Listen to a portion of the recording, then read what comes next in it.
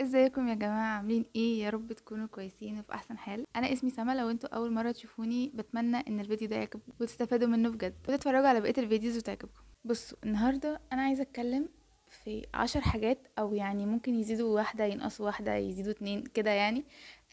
نتكلم عن ايه الحاجات اللي فعلا فعلا لو عملتوها، حاجات انا اكتشفتها على مدار كذا سنة، حاجات فعلا فعلا يا جماعة خلتني احسن كتير كتير كتير وساعدتني بطريقة انتوا مش متخيلينها. لو مهما اقولكوا من النهاردة لحد السنة الجاية لحد الفيديوز الكتيرة اللي جاية مش هتصدقوا. فخلونا نتكلم النهاردة، ندخل في الموضوع على طول، وبجد بجد وعد ان الحاجات دي لو عملتوها وطبقتوها هتفرق معاكم جدا. خلونا نتكلم في اول حاجة، وهي ان انتوا ما تمشوش ورا دماغ حد ابدا ابدا، و... وما تعملوش رأي حد. يعني ايه ما تعملوش رأي حد؟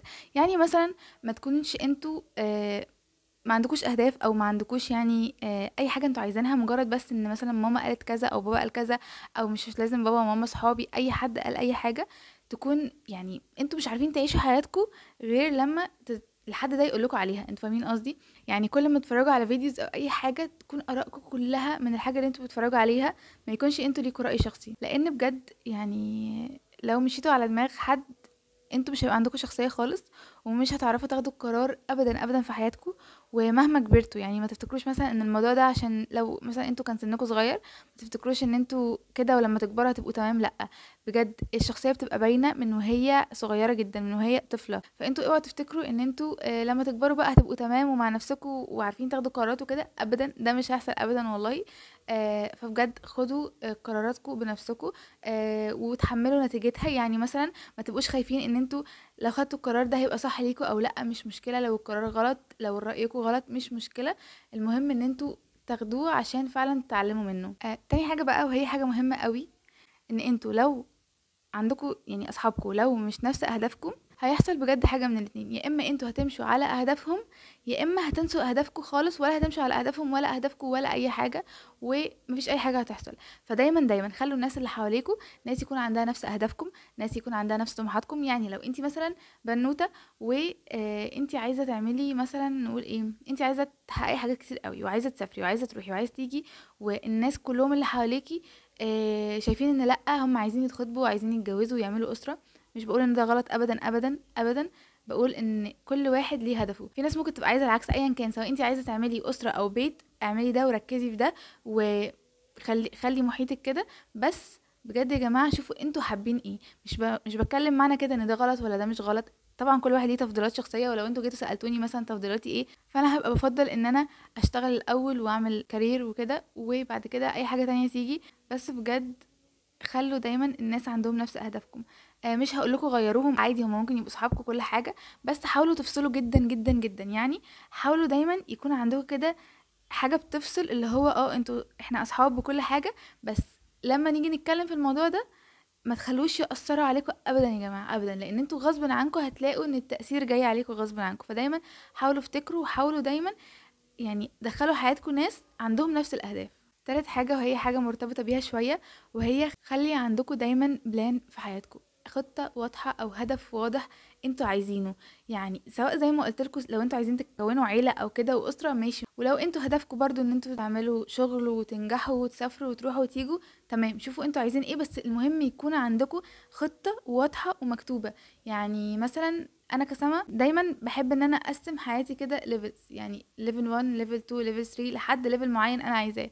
انا دلوقتي في ليفل الكام؟ انا مثلا دلوقتي نقول ان احنا في ليفل 2. ليفل 1 خلاص عديته وخلصته يعني وعرفت انا عايزه فيه ايه، وخلاص اتقفل. ليفل 2 دلوقتي هياخد مثلا سنة او هياخد سنتين، ايا كان بقى. شوفوا انتوا الاهداف اللي حاطينها وحاولوا ان انتوا تقسموها، وحاولوا تشوفوا ان مثلا الليفل ده احنا عايزين نوصل لاخره لايه، تكون حاجة بجد كبيرة، ويكون تحتيها حاجات صغيرة. واكتبوا بجد يا جماعه، اكتبوا كده: انا مثلا ليفل 2 ده انا عايزه اوصل لكذا كذا كذا. طب انا هوصل لده ازاي؟ مش هوصل له غير بحاجات صغيره. طيب الحاجات الصغيره دي هتبقى ايه؟ هتبداوا برضو تعملوا سيرش وتكتبوها. كل الحاجات دي يا جماعه بجد اكتبوها لحد ما تيجوا الليفل الاخير. الليفل الاخير ده مش بيبقى بعد شهر او اتنين. الليفل الاخير ده اللي هو ليفل الوحش ده بيبقى مثلا بعد كام سنه. فالمهم ان دي تكون خطه واضحه مكتوبه، زي كده الرسمه، زي ايه مثلا اقول لكم، زي خطة حرفيا، كأنكم مثلا رايحين يعني تعملوا سطوة على حاجة. عارفين الأفلام دي وكده؟ بجد اكتبوها وارسموها، وبجد اكتبوا كل حاجة. وده ينقلنا للنقطة اللي بعد كده، العادة اللي هتغير حياتكم. وعن تجربة بجد، يعني انا مش بحب اوفر في الطبيعي، بس بجد لو اوفرت في نقطة معينة اعرفوا ان فعلا النقطة دي قد ايه ليها تأثير حلو قوي قوي. الكتابة يا جماعة، ان انتوا تكتبوا كل حاجة. انا مثلا حد بيكتب من وهو في رابعة ابتدائي، انتوا متخيلين؟ انا بالمناسبة في اخر سنة كلية دلوقتي. فانا حد بيكتب من زمان قوي قوي قوي. يعني ولا مرة الكتابة دي خذلتني. يعني مثلا انا ساعات بفتح حاجات كنت كاتباها من سنتين فاتوا، واشوف ايه ده، الحاجات دي ازاي اتحققت. يعني بجد بكتشف انا اصلا ببقى ناسيه ان انا كنت كاتبه كده وده اتحقق. فلما بفتح الحاجه اللي انا كنت كاتباها، كنت فعلا بشوف ان لا، الحاجات دي انا كنت كاتباها قبل كده. فبجد اكتبوا كل حاجه، اكتبوا كل حاجه. قسموا الكتابه لحاجتين: كتابه الحاجات اللي انتوا عايزين تفرغوها. يعني مثلا انتوا دلوقتي عندكم احساس مش كويس، مشاعر سلبيه، ما تطلعوهاش على حد وما تطلعوهاش على نفسكم وتقرفوا نفسكم بيها. لا، هو الموضوع بسيط خالص. تجيبوا بجد ورقه والنوته بتاعتكم وتكتبوا فيها كل حاجه انتوا حاسين بيها. في ناس اصلا مثلا ما بتعرفش تكتب ايه، بيقولوا مثلا طب هل يا سما انا اكتب اصغر الحاجات واتفه الامور؟ وانتوا ماسكين كده النوته والقلم بتاعكم، اكتبوا: انا دلوقتي حسيت احساس وحش قوي، وانا مش عارفه ليه عملت كده، ومش عارفه ليه مثلا صاحبتي دي اتصرفت معايا كده، فلما حصل كده انا حسيت بجد بكذا كذا. اقعدوا بقى اكتبوا كده، اقعدوا اكتبوا بجد كل حاجه تافهه، حتى لو حاجه انتوا حاسين ان هي حاجه محرجه او حاجه كرينج شويه، اكتبوها. ما مالكوش دعوه، بجد اكتبوها، وهي هتفرق معاكم بطريقه انتوا مش متخيلينها. دي بالنسبه لتفريغ المشاعر. انا دايما بقعد اكتب ايه؟ مثلا لما بكون متضايقه بقعد اكتب كتير كتير كتير، 4 5 صفحات، وبعد كده القلم بيقف لوحده. يعني انا برضو كنت قايله الكلام ده في فيديو قبل كده، بس بجد مجرد ما القلم يقف كده على الورقه وخلاص ما تبقوش عارفين انتوا هتكتبوا ايه تاني، ساعتها بيكون انتوا بجد فضيتوا كل حاجه جواكوا. وساعتها انتوا بتبقوا قادرين تعملوا كل حاجة، بدل ما المشاعر دي تقعد تتخزن وتبقى بتطلع في وقت مش وقتها خالص، بتطلع على ناس يعني ملهاش ذنب، او بتطلع في وقت حلو. وممكن على فكرة المشاعر السلبية دي تبقى طالعة في وقت انتي وقت بيحصل لك حاجات حلوة قوي فيه، وقت فعلا فرحانة وبتتفسحي مثلا ومبسوطة، بس برضه تكوني ستيل متضايقة. ليه؟ لان انتي ما فرغتيش اول باول المشاعر اللي انتي حاسة بيها. خامس حاجة وهي السوشيال ميديا. بصوا، السوشيال ميديا دي سلاح بجد ذو حدين كده زي ما بيقولوا. يعني انتوا على قد ما انتوا لو استخدمتوها كويس قوي هتفيدكوا جدا جدا جدا جدا، وهتبقى بتغير شخصيتكم للاحسن، وهتعمل فيكم حاجات كده انتوا مش متخيلينها، هتخليكم بجد يعني احسن نسخة من نفسكم. وبرضو على قد كده لو استخدمتوها وحش هتعمل كوارث، يعني بشعة، كوارث وحشة قوي قوي، ممكن توديكوا في سكك مش لذيذة. وفعلا بجد اللي يقدر يستخدمها صح يبقى كسب كتير قوي قوي قوي، بدل ما تستخدموها في ان انتوا مثلا تتفرجوا على محتوى تافه او كده. بصوا بالمناسبة احنا كلنا بنتفرج على محتوى تافه، المحتوى الكوميدي اللي مش عارفة بيبقى على تيك توك، بيبقى على ايه، كلنا بنحب المحتوى ده وبنضيع فيه وقت. بس خلوا الوقت الاكبر للحاجات المفيدة. دي حاجة انا لما بعملها بتفيدني جدا جدا. يعني مثلا بقارن اليوم اللي انا اتفرجت فيه على محتوى تافه قوي ومحتوى مش بجد مش مفيد، بالنسبة لليوم اللي انا اتفرجت فيه على محتوى كويس. لا، فرق شاسع بجد بجد، فرق شاسع. يعني استغلوا السوشيال ميديا ان انتوا تطوروا مثلا الانجليش بتاعكم، استخدموها ان انتوا تعملوا فولو لناس كويسة قوي. يعني بجد الفولو بيفرق قوي يا جماعة بطريقة انتوا مش متخيلينها. ما تعملوش فولو لمحتوى تافه ومحتوى اهبل وناس كده بجد مش يعني ناس مش كويسه. لا، يعني بجد استغلوا ده. انا مثلا كسمة بحب قوي قوي اعمل فولو للناس اللي هي الناس الرايقه، الناس الهاديه، الناس اللي بتديني كده شعور بالسلام والراحه النفسيه، لان ده بينعكس عليا قوي قوي. يعني بجد كل الناس اللي انتوا بتعملوها فولو بتنعكس عليكم جامد جدا. فدايما خلوا الناس اللي عندها سلام نفسي اللي ظاهر عليها كل الكلام ده اعملوا لهم فولو. اعملوا فولو للناس بتلبس كويس، لان يا جماعه بجد اللبس والشكل والمظهر الخارجي ده مهم جدا جدا جدا بطريقه انتوا مش متخيلينها. آه الشكل بجد بيفرق في حاجات كتير قوي. انا قصدي الشكل المهندم اللي هو بايدينا احنا نعمله، بايدينا ان احنا نلبس كويس، بايدينا ان احنا ننظم مثلا الوان على بعض، كل الكلام ده. فدايما بجد خليكم تابعوا الناس دي، ان صدقوني السوشيال ميديا ممكن تنقلكم نقله في حته تانية خالص. ممكن بجد تاخدوا كورسات كتير قوي فري، وبجد الكورسات دي هتفيدكم في حاجات كتير قوي. فدايما بجد خلوا السوشيال ميديا حاجه مفيده مش حاجه ضاره. رقم 6 وهو النوم. يعني انا بالنسبه لي نوم بايظ بتساوي حياه بايظه، خلاص هي ما فيهاش حل تاني. النوم البايظ اللي انا اقصد بيه ايه؟ الناس اللي بتنام 7 الصبح مثلا، او بتنام الصبح وتصحى بعد الساعه 5 المغرب، ده بالنسبه لي النوم البايظ. لان انا بحس ان كل حاجه حوالينا بقت تحصل بالليل. يعني مثلا حتى لو احنا خارجين، تبقى مثلا خروجه ممكن تتاخر شويه، فلو انتوا مثلا بتناموا اللي هو اخركم بجد يكون الساعه 2. ده برضو مش صح على فكره. ده لو احنا جينا نتكلم او جينا قرينا في النوم المفروض ننام امتى، الساعه 2 ده برضو متاخر جدا. بس انا بتكلم بالنسبه اللي هو حاجه احسن من حاجه. لو انتوا فعلا مش قادرين، يعني مش قادرين تناموا بدري، فخلوا اخركم دايما يا جماعه في السهر ده الساعه 2. بغض النظر انتوا نمتوا امتى، لازم تجبروا نفسكم ان انتوا تصحوا بدري. يعني نمتوا بقى ايا كان الوقت، بجد اجبروا نفسكم انكم تصحوا بدري. عشان ده يعني بيظبط اليوم اللي بعده، بيظبط نوم اليوم اللي بعده. انا عارفه ان انتوا المفروض تناموا 8 ساعات وكل الكلام ده، بس صدقوني لو انتوا نمتوا الصبح ونمتوا 8 ساعات، طب ما هو برضو مش صح. ال8 ساعات المفروض ان هي يعني الجسم بيستفاد منهم بالليل مش الصبح. فدايما دايما خلوا نومكم مظبوط. عشان فعلا لو انتوا ليلكم نهاركم ونهاركم ليلكم، مفيش حاجة هتتعمل، مفيش حاجة مفيدة. الجسم بيبوظ، الصحة بتبوظ، النفسية. يعني النوم البايظ ده بيدمر النفسية بطريقة انتوا مش متخيلينها. فخلوا نومكم يا جماعة بجد مظبوط، وحاولوا تظبطوه على قد ما تقدروا. النقطة السابعة، العادة اللي هتفرق معاكم جدا. والعادة دي انا لو اتكلمت من هنا لحد زي ما قلت لكم السنة الجاية وانا فعلا مش بأوفر في حاجة غير لما تكون بجد مستاهلة، هي الثقة بالله ثم الثقة بالنفس. ليه؟ لان الثقة بالله دي سحر بجد. اللي لسه ما جربهاش فهو يا جماعه فايته كتير جدا جدا. ليه؟ لان الثقه بالله يعني، بصوا انتوا ايه، مش عارفه بجد اقول لكم ايه، بس هي فعلا سحر بطريقه هتخليكم تحققوا كل حاجه انتوا عايزينها.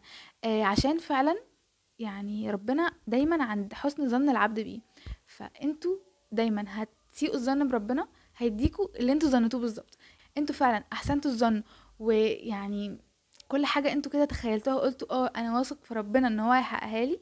فصدقوني والله العظيم هتحصل بطريقه هتبهركم انتوا، وهتحسوا ان هو ايه ده، ايه اللي بيحصل ده، ازاي بجد انا مثلا عوزت من ربنا كذا، او انا قلت يا رب كذا، او انا كنت واثقه في ربنا ان هو يعمل لي كذا وعملها لي فعلا. صدقوني بجد جربوا الموضوع ده عن تجربة، الموضوع ده سحر جدا جدا جدا. وبعد كده هيجي الثقة بالنفس بقى. ليه؟ لان دايما ربنا امرنا ان احنا نسعى. ده يعني السعي ده بقى تحتيه حاجات كتير قوي. تحتيه ان انت تكوني ماشية في طريق اللي انت عايزاه، مثلا اللي انت رسماه فتسعي له.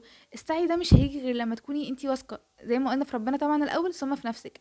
يعني هل حد يقدر يعمل او يمشي على الخطة اللي هو عاملها من غير ما يكون واثق في نفسه؟ مستحيل مستحيل بجد. فبجد موضوع الثقة بالنفس ده لو انتوا لسه ما تعمقتوش فيه قوي، فنصيحة مني بعد الفيديو ده شوفوا كل فيديوهات الثقة بالنفس واسمعوها وطبقوها، وحاولوا تكتبوا وتعرفوا هي عن ايه عشان تقدروا توصلوا لها. وصدقوني بجد هتغير حياتكم. وبالمناسبة انا برضو كنت عاملة فيديو عن الثقة بالنفس، ممكن تتفرجوا عليه. النقطة اللي بعد كده وهي ان انتوا ما تخافوش تجربوا حاجة جديدة، لان التجارب الجديدة بتزود الثقة بالنفس اللي احنا لسه مكلمين عليها، وبتخليكوا دايما حاسين ان انتوا في تجديد. يعني بجد احساس كده رهيب. ان انتوا تطلعوا بره الكومفورت زون بتاعتكم، ان انتوا تجربوا حاجة جديدة. دي يعني احساس كده خطير بجد. لما مثلا اكيد انتوا حسيتوا كذا مره، مثلا لو انتوا كنتوا بتجربوا حاجه جديده او انتوا لسه ما جربتوش مش مشكله، بس من النهارده بجد لازم ان انتوا تجربوا حاجه جديده، حتى لو كل يوم حاجه بسيطه قوي قوي. صدقوني بجد اعملوها، هتفرق في نفسيتكم، هتفرق في شخصيتكم، في ثقتكم بنفسكم، في كل حاجه. لان بجد التجارب دي هي اللي بتطور، وهي اللي بتخلي ان الانسان احسن في كل حاجه هو عايز يعملها. النقطه اللي بعد كده وهي حاسبوا نفسكم على كل حركة او خطوة بتعملوها. يعني اخر النهار كده مثلا اتدربوا على الموضوع ده كذا يوم، وبعد كده هو هيجي تلقائي. مش لازم مثلا تقعدوا له في وقت معين، بس دايما حاولوا ان انتوا تحاسبوا نفسكم. بمعنى ايه؟ بمعنى مثلا التصرف اللي انا عملته ده النهارده صح ولا غلط؟ هل انا اتصرفت بشكل مش كويس في حق حد، او ظلمت حد، او اللي هو اتكلمت مع حد بطريقه ما تنفعش، او حتى ظلمت نفسي او عملت حاجه لنفسي مش كويسه، اللي هو لا انا كان لازم اعمل لنفسي حاجه هي تستحقها اكتر في الموقف ده. بجد محاسبة النفس بتطور قوي قوي قوي قوي، ودايما بتخلينا كده يعني نتوب، يعني نرجع لربنا ونشوف لا احنا فعلا لو هي ناحية حاجة، ناحية ذنوب او كده، نبدأ نراجعها ونبدأ بجد نحاول نحسنها على قد ما نقدر. بجد محاسبة النفس دي كويسة قوي قوي، ودايما بتخلي عندكم ضمير صاحي، ودايما تطوير للأحسن. بس ما توصلش لجلد الذات. جلد الذات ده اللي هو ان انتوا تقعدوا تقولوا لنفسكم كلام وحش، او كلام فيه شتايم، او اي حاجة من الحاجات دي. مش صح ابدا بالعكس، ده الموضوع هيقلب بنتيجة عكسية تماما. لا انتوا دايما قولوا لنفسكم انتي تقدري انك تعملي كذا، ماشي انتي غلطتي وكل حاجة وخلاص، وان شاء الله هنحاول نحسن ده، بس باسلوب رحيم بجد. اخر نقطة بقى وهي تقريبا رقم 11، هما مش 10 طلعوا 11 بس اوكي يعني، هي ان انتوا تكونوا بتوع مصلحتكم. بمعنى ايه؟ عارفة ان ممكن هي الجملة تخد قوي، بس صدقوني يعني مش بتاع مصلحتكم، اللي هو بطريقه مثلا ان انتوا ما تبقوش عايزين تعملوا لحد اي حاجه خالص، وان انتوا تكونوا انتوا بس والناس كلها تحت رجليكوا كده. لا لا، بجد مش قصدي ده خالص. انا قصدي ان انتوا تكونوا يعني بتفكروا في نفسكم اولا ثم اي حد. ليه؟ لان ببساطه محدش بينفع حد ومحدش هيفيد حد. فدايما خليكوا يعني طمعانين في استثماركم لنفسكم. انتوا فاهمين حاجه؟ يعني دايما يكون عندكم ان انتوا اولويه، وان انتوا ما تجوش على نفسكم على حساب حد. عشان انتوا لو جيتوا على نفسكم على حساب حد، الحد ده مش هيقدر مهما كان مين و... ومش هتكسبوا حاجه غير يعني استنفاذ طاقه على الفاضي، وان انتوا شخصيتكم هتبقى ضعيفه، وكل حاجه مش هتيجوا في صالحكم بجد. فدايما خليكوا يعني انتوا اولا ثم اي حد تاني. يعني انا مثلا لو فاضيه فانا اوكي هعمل ده للحد اللي عايز، يعني الحاجه اللي الحد عايزها. انا مثلا ممكن اخلص بدري، تمام، ممكن اجي على نفسي سنه صغيره قوي قوي، واللي هو اخلص الحاجه دي بدري شويه بس لو مش هتضغطني، عشان اعمل حاجه لحد. بس ان انتوا بجد تكونوا مفضلين كل الناس على حساب نفسكم، والله العظيم صدقوني صدقوني انتوا هتبقوا زيرو، هتبقوا صفر على الشمال كده. لان يعني محدش هيعمل اللي انتوا بتعملوه. انتوا فاهمين قصدي؟ فدايما خلوكوا طماعين في طاقتكم، دايما طاقتكم لنفسكم. ولو عايزين نساعد الناس، طبعا احنا لازم نساعد الناس، ما بقولش ان احنا ما نساعدش، احنا لازم نساعد الناس بس بحدود، عشان محدش يستباح طاقتنا ومحدش يستباح حدودنا. فخدوا بالكم قوي قوي من الموضوع ده. وبس انا كده خلصت. ولو الفيديو ده عجبكم قولوا لي برضو حابين تسمعوا ايه تاني. احنا داخلين على موسم امتحانات تقريبا، خلاص فاضل شهر والفاينلز تيجي. لو عايزين نعمل فيديو عن المذاكرة، لان احنا كلنا مقصرين شوية في المذاكرة، فلو عايزين نعمل فيديو عن كده قولولي ونعمله مع بعض، وشوفوا انتوا حابين ايه تاني. ولو الفيديو ده عجبكم ما تنسوش تعملوا لايك وشير، وتقولولي ان انتوا عايزين فيديوهات ايه تاني. وبس، باي باي.